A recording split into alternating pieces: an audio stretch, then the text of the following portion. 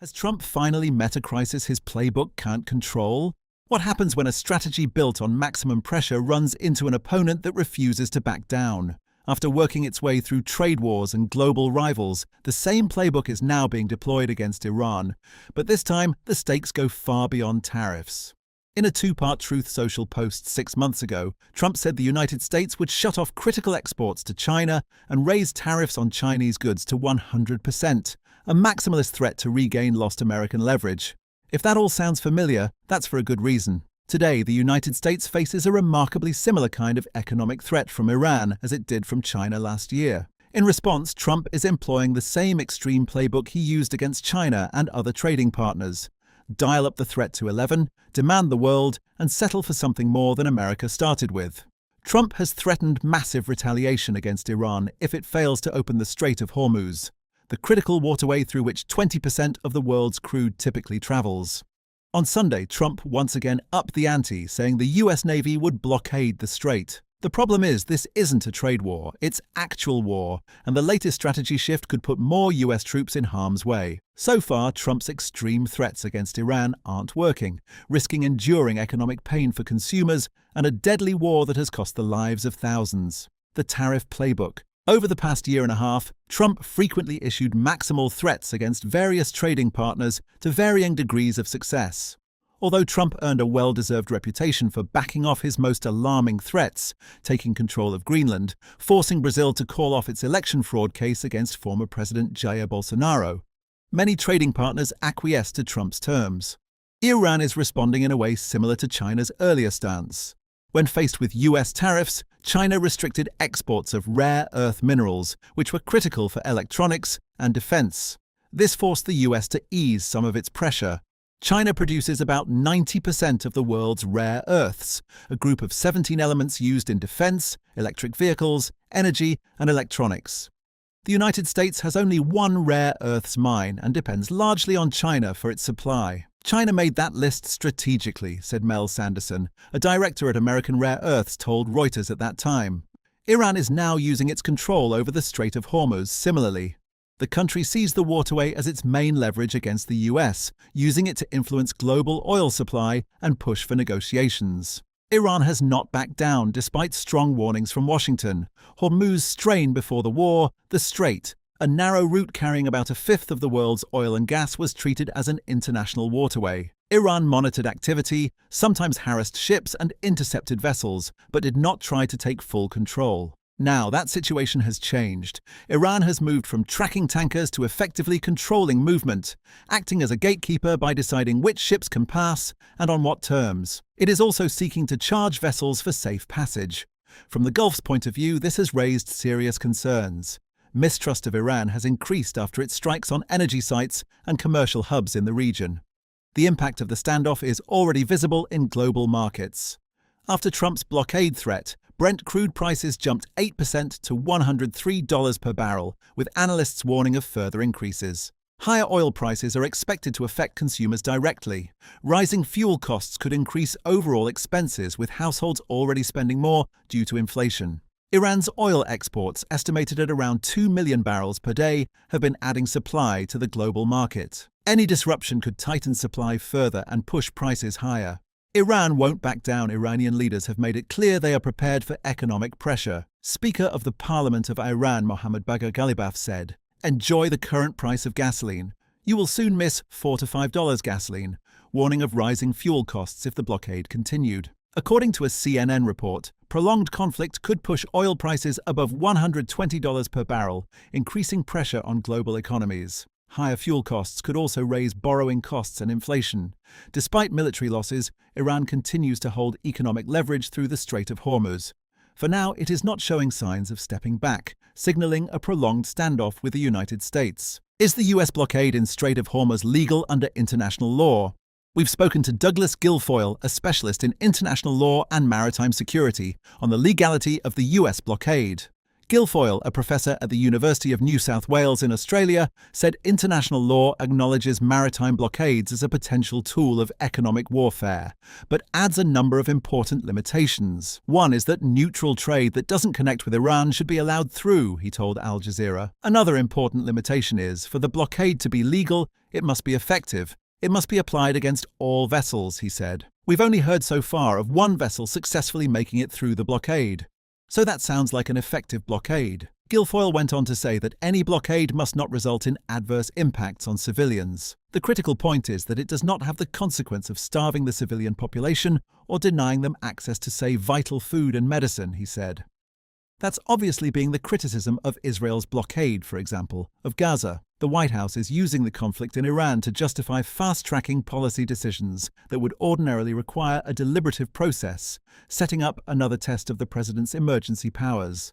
In recent weeks, the Trump administration has invoked national security to boost the domestic fossil fuel sector and advance other priorities, drawing lawsuits and rankling congressional Democrats. To some, the actions are reminiscent of the way President Donald Trump has invoked emergency declarations to justify everything from the construction of the southern border wall to the imposition of tariffs on foreign goods. In a similar way, Trump's critics now worry his team will test how far they can push the war as a rationale for their policy choices. They certainly haven't shown any signs of taking a different approach, said Samantha Gross, director of the Energy Security and Climate Initiative at the Brookings Institution. The US and Iran announced a 2-week ceasefire on April 7th that called for the reopening of the Strait of Hormuz, but as of Thursday, only a handful of ships have passed through the critical shipping route. In the meantime, gas and jet fuel costs are likely to remain high for months because of the damage to Persian Gulf infrastructure. One prominent example of the administration citing the Iran war came on March 13th, when the Energy Department ordered Sable Offshore Corp. To reopen a Southern California pipeline that's been closed since a 2015 oil spill. Reopenings generally require regulatory approval and thorough testing. But Energy Secretary Chris Wright invoked the Defense Production Act, citing serious national security threats caused by California refineries' reliance on foreign oil, much of which travels through the Strait of Hormuz.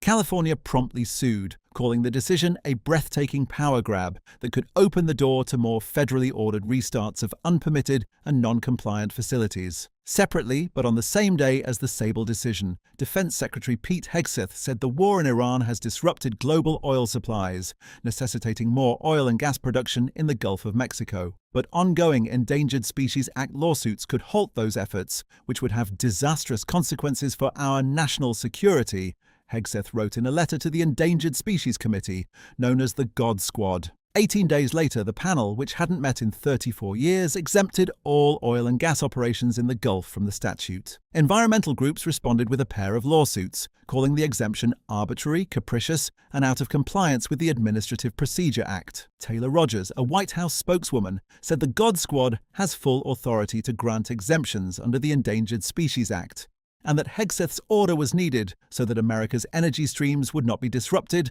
or held hostage. Gross said the administration's moves to expand fossil fuel production will do little to mitigate the current oil crisis. Oil production off the coast of California represents only a tiny fraction of global demand, and any new Gulf production would take too long to make a meaningful difference, she said. They're taking advantage of a crisis they manufactured, Gross said.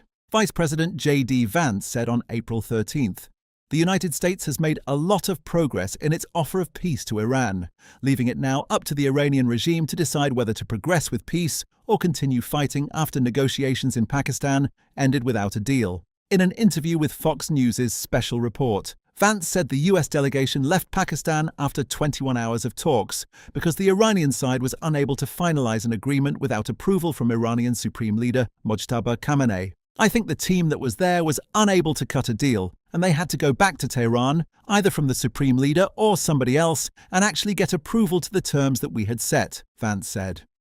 Whether we have further conversations, whether we ultimately get to a deal, I really think the ball is in the Iranian court, because we put a lot on the table. We actually made very clear what our red lines were. For its part, Iran says, if you fight, we will fight. A chorus of top-ranking Iranian officials threatened retaliation. Mohsen Rezaieh, a military advisor and a former Revolutionary Guard commander, wrote on X that the country's armed forces had major untouched levers to counter a Hormuz blockade. Iranian Parliament Speaker Mohammad Bagher Khalibaf, who led Iran's side in the talks, addressed Trump in a statement on his return to Iran. "If you fight, we will fight." Iran's Revolutionary Guard later said the strait remained under Iran's full control and was open for non-military vessels, but military ones would get a forceful response, two semi-official Iranian news agencies reported. During the 21-hour talks this weekend in Pakistan, the US military said 2 destroyers had transited the strait ahead of mine-clearing work, a first since the war began. Iran denied it. War has ravaged the Middle East for 43 days, but the damage could take years to repair. Kristalina Georgieva, the director of the International Monetary Fund, said the impact of the Iran war is already baked into the economy on CBS News, Face the Nation, on Sunday. She tallied the conflict's hits to energy, sitting tankers that can't move to their destinations, dozens of energy infrastructure sites hit across the Gulf, and missile and drone attacks on Qatari gas fields that will take years to repair. "We're going to see some drag of this crisis over the year, but if we have peace, of course, conditions are likely to improve faster," she said. The prospect of peace looked promising on Tuesday evening as President Donald Trump announced a 2-week ceasefire deal with Iran. The deal marked a turning point and eased investor fears of a prolonged conflict that could drive oil prices higher, fuel inflation, and push the US toward a recession. The immediate reaction from investors was relief. On Tuesday, stocks climbed while bond yields and oil prices fell. Both Brent crude and US oil dropped. Brent crude settled at $94.50 a barrel, while West Texas Intermediate closed at $95.98. But by Sunday, negotiations fell through, and Trump announced a blockade of the Strait of Hormuz, a crucial shipping channel. Oil prices topped $100 a barrel when the markets reopened at 6 p.m. in New York. The ongoing conflict has driven up gas prices, which reached an average of $4 a gallon on March 31st. Of course, the notion that the current Iran energy shock could have been worse is little comfort to frustrated American motorists paying $4 or more for a gallon of gasoline, to European farmers contending with skyrocketing fertilizer prices, and to street vendors in India who can't get enough gas to cook curries and samosas for their customers. And the sheer scale is unprecedented. In response to attacks by the United States and Israel that began February 28th, Iran effectively shut off the Strait of Hormuz, through which 20 million barrels of oil, or 1/5 of global production, flowed daily. Lutz Kilian, director of the Federal Reserve Bank of Dallas's Center for Energy and the Economy, figures that 5 million daily barrels can either be rerouted from the Persian Gulf to the Red Sea or continue to transit through the Strait of Hormuz. But that still means that roughly 15 million barrels, or 15%, of daily global oil production is missing, with just 6% in the 1973 embargo and after Iraq's invasion of Kuwait in 1990. Iran's continued control over the strait gives it significant leverage in the war. Its military and leadership have been devastated, but it retains economic power over the United States and the world. That's why, so far at least, Iran isn't wavering.